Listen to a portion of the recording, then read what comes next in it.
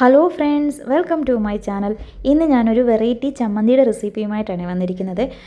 അല്പം പോലും തേങ്ങ ചേർക്കാതെ നല്ല എരിവും പുളിയും നല്ല കളറും ഒക്കെ കൂടിയിട്ടുള്ള നല്ലൊരു ചമ്മന്തി കേട്ടോ. നമ്മളിത് മുളക് വെന്തരച്ചാണ് തയ്യാറാക്കിയിരിക്കുന്നത്. അപ്പോൾ ഒരു സ്പെഷ്യലായിട്ടുള്ളൊരു ടേസ്റ്റും കിട്ടും. ഈ ഒരു ചമ്മന്തി നമുക്ക് ദോശയ്ക്കും ഇഡ്ഡലിക്കും അതുമല്ല ചോറിൻ്റെ കൂടെ വേണമെങ്കിലും കഴിക്കാം. അപ്പോൾ ഈ ഒരു വെറൈറ്റി ആയിട്ടുള്ള ഈ ഒരു ചമ്മന്തി എങ്ങനെയാണ് തയ്യാറാക്കുന്നതെന്ന് നിങ്ങൾക്ക് കാണണ്ടേ? അപ്പോൾ വീഡിയോ സ്കിപ്പ് ചെയ്യാതെ മുഴുവനും കണ്ട് എല്ലാവരും ഒന്ന് സപ്പോർട്ട് ചെയ്തേക്കണേ. ഈ വീഡിയോ നിങ്ങൾക്ക് ഇഷ്ടമാവുകയാണെങ്കിൽ ഉറപ്പായിട്ടും ഒന്ന് ലൈക്ക് ചെയ്തേക്കണേ. ഞാനിവിടെ ആദ്യം തന്നെ ഒരു ചെറിയ പാത്രത്തിലേക്ക് കുറച്ച് വറ്റൽമുളകാണ് ചേർത്ത് കൊടുത്തിരിക്കുന്നത്. അതായത് കാശ്മീരി മുളകാണ്, ഒരുപാട് അങ്ങെരിവ് വേണ്ട, അതുകൊണ്ടാണ്. പിന്നെ ഒരു 10-15 കൊച്ചുള്ളിയും ഒരു 2-3 വെളുത്തുള്ളി, 2 അല്ലിയെ ചേർത്തിട്ടുള്ളൂ കേട്ടോ. പിന്നെ ഒരു വലിയ തക്കാളിക്ക് അരിഞ്ഞതും കൂടി ചേർത്ത് കൊടുത്തിട്ടുണ്ട്. കൊച്ചുള്ളി കുറച്ചേറെ ചേർക്കുന്നതായിരിക്കും ഈ ഒരു ചമ്മന്തിക്ക് നല്ലൊരു ടേസ്റ്റ് കൂടുതൽ കിട്ടാനായിട്ട്. അപ്പോൾ ഇനി ഇതെല്ലാം കൂടി നമുക്കൊന്ന് വേവിച്ചെടുക്കണം. അതിനായിട്ട് ഞാൻ ആദ്യം തന്നെ ഒരു പാത്രം അടുപ്പിലേക്ക് വെച്ച് കൊടുത്ത് കുറച്ച് വെള്ളം ഒഴിച്ചു കൊടുത്തിട്ടുണ്ട്. ഇതൊന്ന് തിളച്ച് വന്നപ്പോൾ നമ്മൾ ഈ എടുത്ത് വെച്ചിരുന്ന വറ്റൽമുളക്, തക്കാളി, കൊച്ചുള്ളി, വെളുത്തുള്ളി ഇത്രയും കൂടി ചേർത്ത് കൊടുത്തിട്ടുണ്ട്. ഇനി മീഡിയം ഫ്ലെയിമിലിട്ട് ഇതെല്ലാം ഒന്ന് വേവിച്ചെടുക്കണം. ഇതിലെ ആ ഒരു തക്കാളിയുടെയും ഉള്ളിയുടെയൊക്കെ ആ ഒരു പച്ചമണമൊക്കെ നന്നായിട്ടൊന്ന് മാറി കിട്ടും. അതുപോലെ തന്നെ നല്ല സോഫ്റ്റ് ആയി കിട്ടും നമ്മൾ ചേർത്ത് കൊടുത്ത ആ വറ്റൽമുളക്. നിങ്ങൾക്ക് കാശ്മീരി മുളക് അല്ല, സാധാ മുളകുണ്ടല്ലോ, ചുമന്ന മുളക്, എരിവുള്ളത്, അത് വേണമെങ്കിലും ചേർത്ത് കൊടുക്കാം കേട്ടോ. അപ്പോൾ നമ്മളിത് നന്നായിട്ടൊന്ന് തിളപ്പിച്ചപ്പോഴാണ് ഇഞ്ചി ചേർക്കുന്ന കാര്യം ഓർത്തില്ലായിരുന്നു, മറന്നുപോയിരുന്നു. ഈ ഒരു സമയത്താണ് ഇതിലേക്ക് ഒരു ചെറിയ കഷ്ണം ഇഞ്ചിയും കൂടി ചേർത്ത് കൊടുത്തിട്ടുണ്ട് കേട്ടോ. ചെറിയ തീയിലിട്ട് ഇത് നന്നായിട്ടൊന്ന് വേവിച്ചെടുത്താൽ മതി കേട്ടോ. അപ്പോൾ അതെല്ലാം കൂടി ഒന്ന് ഇളക്കി എടുത്തിട്ടുണ്ട്. ഇനി നന്നായിട്ടൊന്ന് വേവിച്ചെടുക്കാം. അതിനുശേഷം നമുക്ക് ഈ വെള്ളമൊക്കെ വറ്റി വരണം കേട്ടോ.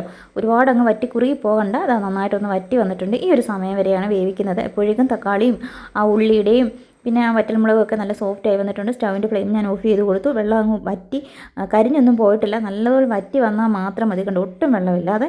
ഇനി ഇതൊന്ന് തണുത്തതിന് ശേഷം നമുക്ക് മിക്സിയുടെ ജാറിലേക്ക് ഇട്ട് കൊടുത്ത് നല്ലതുപോലെ ഒന്ന് അരച്ചെടുക്കണം. നന്നായിട്ട് തണുത്തതിന് ശേഷമാണ് ഞാനിത് മിക്സിയുടെ ചെറിയ ജാറിലേക്ക് ചേർത്ത് കൊടുക്കുന്നത്. പിന്നെ ഈ പുളിയൊക്കെ കുറച്ച് തക്കാളിയുടെ പുളിയൊക്കെ ഉണ്ട്.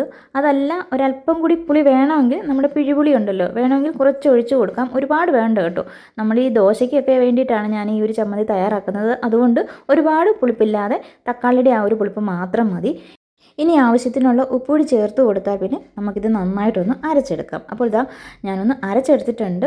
ഇത് കണ്ടോ, ഇതുപോലെയാണ് അരച്ചെടുത്തിരിക്കുന്നത്. ഇതൊരല്പം തരിതരിയായിട്ടുണ്ട്, വേണമെങ്കിൽ കുറച്ചുകൂടി ഒന്ന് അരച്ചെടുക്കാം. അപ്പോൾ ഞാൻ കുറച്ച് ചൂടുവെള്ളമാണ് ചേർത്ത് കൊടുക്കുന്നത്. നിങ്ങൾ വീണ്ടും അരയ്ക്കണമെന്നുണ്ടെങ്കിൽ പച്ചവെള്ളം ഒഴിച്ചു കൊടുക്കല്ലേ, ചെറിയ ചൂടുള്ള വെള്ളം മാത്രം ഒഴിച്ചു കൊടുത്തിട്ട് നന്നായിട്ടൊന്ന് അരച്ചെടുത്താൽ മതി. അപ്പോൾ നന്നായിട്ട് വീണ്ടും അരച്ചെടുത്തിട്ടുണ്ട്. ഇതുപോലെയാണ് ഞാൻ തയ്യാറാക്കിയെടുത്തിരിക്കുന്നത്. അങ്ങനെ നല്ല കുറുകിയ ചാറോട് കൂടിയിട്ടുള്ള ചമ്മന്തിയാണ് ഇതാ അരച്ചെടുത്ത് വെച്ചിരിക്കുന്നത്. ഇനി നമുക്കിതിലേക്കൊന്ന് താളിച്ചൊഴിച്ച് കൊടുക്കണം. എങ്കിൽ മാത്രമേ ആ ഒരു നല്ലൊരു ടേസ്റ്റ് കിട്ടത്തുള്ളൂ. താളിച്ചൊഴിച്ച് കൊടുക്കുമ്പോഴാണ് നമ്മുടെ ഏതൊരു ചമ്മന്തിക്കും ടേസ്റ്റ് കൂടുന്നത്. അതിനായിട്ട് ഇതാ ഒരു പാത്രം അടുപ്പിലേക്ക് വെച്ച് കൊടുത്തു. വെളിച്ചെണ്ണയാണ് ഒഴിച്ച് കൊടുത്തിരിക്കുന്നത്. ഒരു ടേബിൾ സ്പൂൺ അളവിൽ വെളിച്ചെണ്ണ ഒഴിച്ച് കൊടുത്തു. താളിക്കുന്നതിന് വേണ്ടിയിട്ട് നമ്മൾ ഉഴുന്ന് പരിപ്പും സാമ്പാർ പരിപ്പ്, വറ്റൽമുളക്, കടുക്, കറിവേപ്പില ഇത്രയുമാണ് എടുത്തിരിക്കുന്നത് കേട്ടോ. എണ്ണ നന്നായി ചൂടായി കഴിഞ്ഞാൽ കറിവേപ്പിലയും വറ്റൽമുളകും മാറ്റിയതിന് ശേഷം നമ്മൾ കടുക്, ഉഴുന്നുപരിപ്പ്, സാമ്പാർ പരിപ്പ് ഇത്രയും ചേർത്ത് കൊടുത്തിട്ടുണ്ട് കേട്ടോ. നല്ലതായിട്ടൊന്ന് മൂത്ത് ആ കടുകൊക്കെ ഒന്ന് പൊട്ടിക്കഴിഞ്ഞാൽ പിന്നെ നമുക്കിതിലേക്ക് വറ്റൽമുളക് ചേർത്ത് കൊടുക്കാം. അങ്ങനെ മുളകുമൊക്കെ ഒന്ന് മൂത്ത് കഴിഞ്ഞാൽ പിന്നെ അവസാനമായിട്ട് നമുക്ക് കുറച്ച് കറിവേപ്പില ചേർത്ത് കൊടുക്കാം. കറിവേപ്പില ചേർത്ത് കൊടുക്കുമ്പോൾ ഉണ്ടല്ലോ പൊട്ടിത്തെറിയൊക്കെ ഉണ്ടാകും. അതുകൊണ്ട് കുറച്ച് മാറി നിന്നിട്ട് വേണം ഈ കറിവേപ്പില ചേർത്ത് കൊടുക്കാനായിട്ട് കേട്ടോ. എനിക്ക് ഈ കറിവേപ്പില ചേർത്ത് കൊടുക്കുന്ന ഭയങ്കര പേടിയായി ഈ കടുക് താളിക്കുന്ന സമയത്ത്. കാര്യം അങ്ങോട്ട് ഇട്ട ഉടനെ അത് പെട്ടെന്ന് അങ്ങ് പൊട്ടിത്തെറിക്കും. അപ്പോൾ അതൊക്കെ സൂക്ഷിച്ചിട്ട് വേണം ചെയ്യാനായിട്ട് കേട്ടോ. ഇനിയിപ്പോൾ നമുക്ക് അരച്ച് വെച്ചിരിക്കുന്ന ചമ്മന്തി ഇതിലേക്ക് ഒഴിച്ചു കൊടുക്കാം. ഈ ഒരു സമയത്ത് സ്റ്റൗവിൻ്റെ ഫ്ലെയിം നന്നായിട്ട് കുറച്ച് കൊടുക്കുക കേട്ടോ. ഇത് തിളപ്പിച്ചങ്ങ് ഒരുപാട് എടുക്കേണ്ട കാര്യമൊന്നുമില്ല. പാത്രത്തിൻ്റെ ആ ഒരു ചൂടുണ്ട്, ആ ഒരു ചൂട് കൊണ്ട് തന്നെ ഈ ഒരു ചമ്മന്തി ഒന്ന് ചൂടാക്കി കിട്ടിയാൽ മതി. ഒരുപാടിട്ട് തിളപ്പിക്കേണ്ട കാര്യമൊന്നുമില്ല. പിന്നെ ഉപ്പുണ്ടോ ഇല്ലയോ നോക്കുക. ഞാനിപ്പോൾ ഉപ്പ് നോക്കിയപ്പോൾ കുറച്ച് കുറവായതുകൊണ്ട് മാത്രം ഒരല്പം ഉപ്പുകൂടി ചേർത്ത് കൊടുത്തിട്ടുണ്ട്. അപ്പോൾ ഇത്രയേ ഉള്ളൂ. നല്ലതായിട്ടൊന്ന് ഇളക്കിയെടുത്താൽ മാത്രം മതി. ഒരുപാട് സമയമൊന്നും എടുക്കത്തില്ല ഈ ഒരു ചമ്മന്തി ഉണ്ടാക്കാനായിട്ട്.